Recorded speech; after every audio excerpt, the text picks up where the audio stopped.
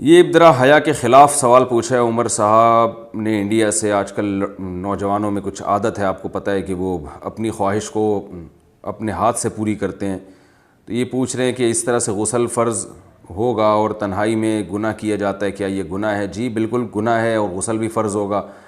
اور قرآن مجید میں اللہ تعالیٰ کا ارشاد ہے الا علی ازواجہم او ما ملکت ایمانہم فانہم غیر ملومین۔ اپنی خواہش صرف بیوی کے ذریعے پوری کر سکتے ہو، اس کے علاوہ کوئی راستہ اسلام میں حلال نہیں ہے۔ تو جتنے بھی طریقے ہیں اپنی خواہش کو پوری کرنے کے سب حرام ہیں۔ رہا یہ مسئلہ کہ اس سے نجات کیسے پائیں، تو نجات پانے کے لیے سب سے پہلے تو جلدی نکاح ہے۔ دیر سے نکاح کی یہ آفتیں کہ اس طرف چلے جاتے ہیں۔ دوسرے اور بہت سارے اس کے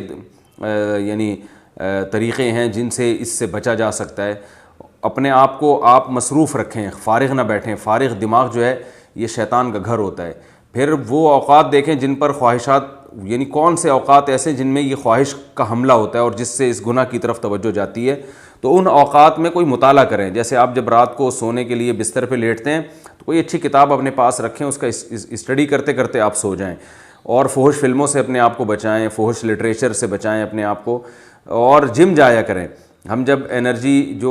ہم جب خوراک کھاتے ہیں تو اس سے جو انرجی بنتی ہے، وہ انرجی اگر ہماری اچھے کاموں میں یوٹیلائز ہوگی تو برے کاموں سے ہم بچ جائیں گے۔ تو جم جانے والے، ایکسرسائز کرنے والے لوگ، ان کی انرجی صحیح جگہ یوز ہو رہی ہوتی ہے، تو دو طرح سے ان کو پھر ان برائیوں سے بچنے کی توفیق ملتی ہے۔ ایک تو اس لیے کہ انرجی صحیح جگہ یوز ہو گئی، دوسرا یہ کہ جب وہ فزیکل ایکٹیویٹیز میں اپنے آپ کو مصروف رکھتے ہیں تو ان میں ایک جذبہ پیدا ہوتا ہے ہم نے اپنی باڈی کو بنانا ہے، تو ہر وہ کام جو باڈی کو خراب کر رہا ہو اس سے وہ بچتے ہیں۔ ظاہر اس عمل سے انسان کو نقصان ہوتا ہے، صحت برباد ہوتی ہے، تو وہ پھر باڈی بنانے کی فکر ان کو لگ جاتی ہے، تو وہ پان گٹکا اور یہ جو اس طرح کی فحش چیزیں ہیں ان سے خود بخود ایوائڈ کرنے کی ان کو ایک رغبت ہوتی ہے۔ تو یہ سارے کام کرنے، اس طرح کسی اچھے سائیکیٹرک کو دکھائیں، وہ بھی جو ہے وہ اس سے کہیں کہ میں نے یہ برائی چھوڑنی ہے، کیونکہ بعض نفسیاتی ڈاکٹر الٹا اور اس برائی میں ڈال دیتے ہیں۔ تو ایسا ڈاکٹر جو اس کو برا سمجھتا ہو اس سے کہیں کہ بھئی میں نے یہ برائی چھوڑنی ہے، تو نفسیاتی ڈاکٹر بھی کچھ ایسی ٹرکس بتاتے ہیں جن سے یہ بیماری چھوٹ جاتی ہے۔ اور ایک کام تو لازمی کرنا ہے کہ جب بھی یہ برائی ہو فوراً کچھ سزا دیں اپنے آپ کو، ایک روزہ رکھیں یا 2 روزے رکھیں، یہ اپنے اوپر لازم کر لیں کہ جب بھی یہ مجھ سے برائی ہوگی تو میں 1 روزہ یا 2 روزے یا 3 روزے، جتنی اللہ نے استطاعت دی ہے، ایک اپنے اوپر فرض کر لیں۔ فرض کا مطلب یہ نہیں کہ قسم اٹھا لیں، کہ نیت کر لیں، عزم پختہ نیت کریں کہ جب بھی یہ برائی ہوگی میں سزا کے طور پر 1 روزہ یا 2 روزے یا 3 روزے، جو بھی آپ بہتر سمجھیں وہ آپ اپنے اوپر، اتنا کہ آپ کو سزا ملے، اور سزا اتنی زیادہ بھی نہ ہو کہ وہ سزا ہی نہ دی جا رہی ہو۔ آپ نے 20 روزے کی کہہ لیا تو 20 روزے نہیں رکھے جا رہے اب آپ سے،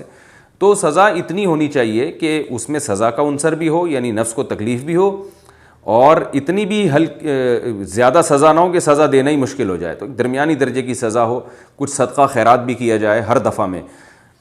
اور پھر توبہ استغفار لازمی کی جائے، تو اس سے انشاءاللہ آہستہ آہستہ یہ گناہ چھوٹ جائے گا۔ اور پھر اس کوشش میں لگ جائے کہ چھوڑنا ہے۔ جب تک نہیں چھوٹتا تو مایوس نہ ہو، یہ نہ کہے یار یہ تو پھر مجھ سے دوبارہ ہو گیا، اب تو میں بس کرتا ہی رہوں گا، مجھ سے تو بچا جاتا نہیں ہے، یہ غلط ہے۔ ایک دفعہ ہو گیا، آپ توبہ کریں، اور جو میں نے آپ کو اعمال بتائے ہیں وہ اعمال آپ کریں، تو پھر اگر دوبارہ ہو جاتا ہے پھر توبہ کریں، پھر وہی اعمال کریں آپ، تو ایک دم سے یہ چیزیں نہیں چھوٹتی ہیں، آہستہ آہستہ ہی چھوٹتی ہیں۔ یہ تو بہت کم لوگ ہوتے ہیں جن میں اللہ نے حوصلہ دیا ہوتا ہے ایک دم سے سب کچھ چھوڑ دیں، لیکن آپ اگر ایک دم سے نہیں چھوڑ سکتے تو اس طریقے پر آپ چلیں گے جو میں آپ کو بتا رہا ہوں، تو آہستہ آہستہ انشاءاللہ یہ بیماری آپ سے چھوٹ جائے گی انشاءاللہ۔ اللہ تعالیٰ جتنے بھی نوجوان ان قسم کی برائیوں میں مبتلا ہیں، اللہ تعالیٰ ان سب کو بچنے کی توفیق عطا فرمائے، اور اللہ کا واسطہ ایسے لوگ نکاح میں جلدی کریں، کیونکہ اگر یہ نکاح نہیں کرتے نا تو آج یہ برائی کر رہے ہیں، کل اس سے آگے قدم جاتا ہے، پھر اس سے بڑی برائی کی طرف شیطان لے کر جاتا ہے۔